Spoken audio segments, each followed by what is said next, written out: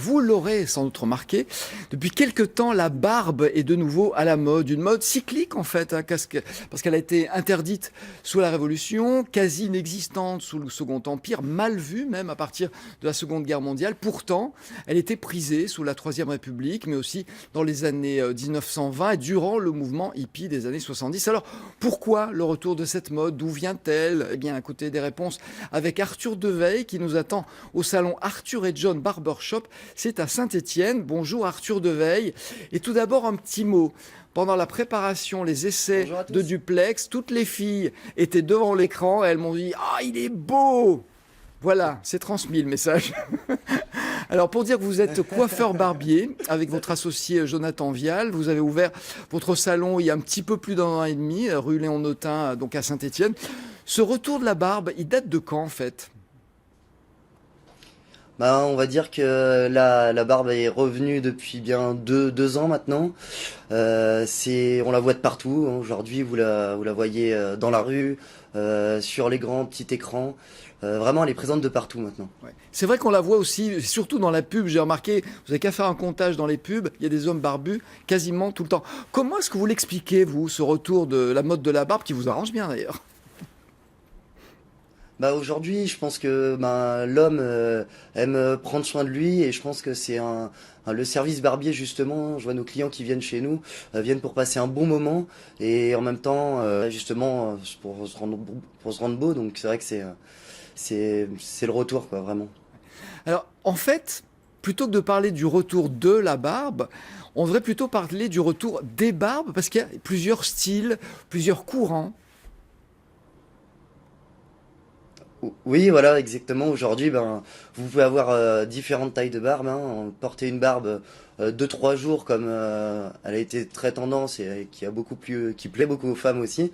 Vous avez la barbe, comme j'ai moi, on va dire mi-longue, et puis la barbe longue qui est aussi bien présente, qu'on peut découvrir, voir dans toutes les villes de France et du monde même maintenant. On dit que votre style, à vous, c'est hipster, c'est ça, et ça veut dire quoi d'ailleurs? Bah, hipster, c'est quoi à la base déjà, hein, les hipsters c'était des fans de jazz dans les années 40. Aujourd'hui, hipster, c'est quoi? C'est un mode de vie, des manies, des habitudes, un style, la mode. C'est vrai que ça englobe beaucoup aujourd'hui. Le hipster, on a vraiment caractérisé ce mot, mais en fait, ça englobe plus, c'est un style de vie, je pense, aujourd'hui. Ouais. Aller chez Les, le barbier, les, aller prof- au musée, partager avec des amis un bon moment. ouais, les Aujourd'hui, c'est profils de ça, vos quoi, clients sont très pour moi. différents ou pas? Oui, aujourd'hui, on accueille vraiment n'importe quelle personne. Il suffit d'être un homme, hein, Il n'y a pas de femmes à barbe qui viennent chez vous. Est-ce que ces styles et courants sont pas liés à des âges ou à des conditions sociales? Ou est-ce que ça dépasse tout ça? bah, aujourd'hui, je pense que ça dépasse vraiment tout ça. Vraiment, on va avoir un jeune qui va venir, qui va commencer à avoir une première barbe, qui va venir justement la tailler, l'entretenir. Derrière, vous pouvez avoir la personne de 60, 70 ans qui va venir redécouvrir le rasage, quelque chose qu'il a connu justement avant. Après, vous allez avoir vraiment le jeune cadre qui commence à avoir la barbe. Maintenant, c'est vrai que passe de partout. On voit même les gendarmes peuvent porter la barbe maintenant aujourd'hui. Donc, c'est vrai que, enfin, ça touche tous les hommes aujourd'hui, Voilà. vraiment. Il y a que la Légion, on a toujours porté la barbe, hein, finalement.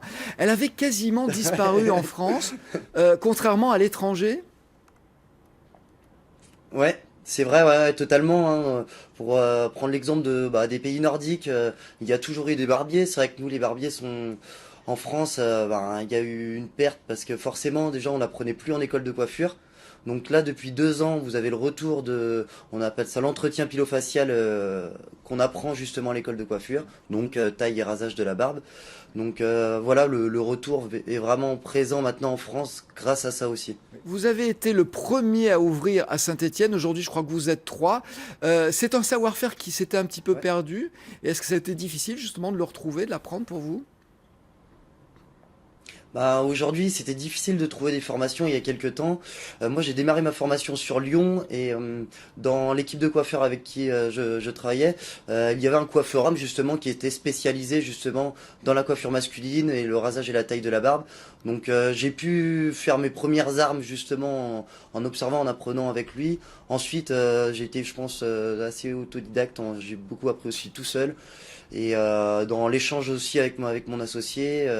On s'est beaucoup imprégné du métier. C'est un métier de passionné qu'on vit vraiment à fond tous les jours.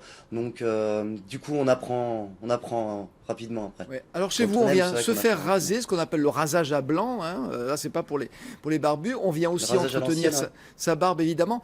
C'est contraignant, on vient combien de fois par mois? Et est-ce que ça prend du temps? Bah, aujourd'hui, un homme va venir faire sa barbe, par exemple, une fois tous les 15 jours et une fois par mois, il va venir faire les cheveux et la barbe. Ouais. Et en un mot, en quoi, alors c'est pas un mot, c'est quelques-uns, mais en quoi consiste ce qu'on appelle le rituel? C'est-à-dire quand on vient chez vous se faire raser?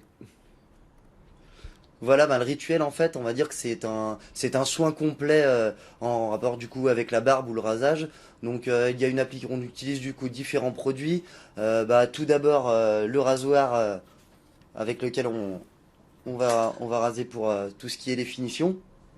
Ensuite, il y aura l'application bah, de mousse, d'huile pour la barbe, d'après-rasage, une serviette chaude qui va englober le visage justement pour bien faire pénétrer l'huile et bien ouvrir les pores de la peau afin de qu'on n'ait pas d'irritation et pas de feu du rasage, que ça reste un moment de détente et de bien-être en même temps pour l'homme.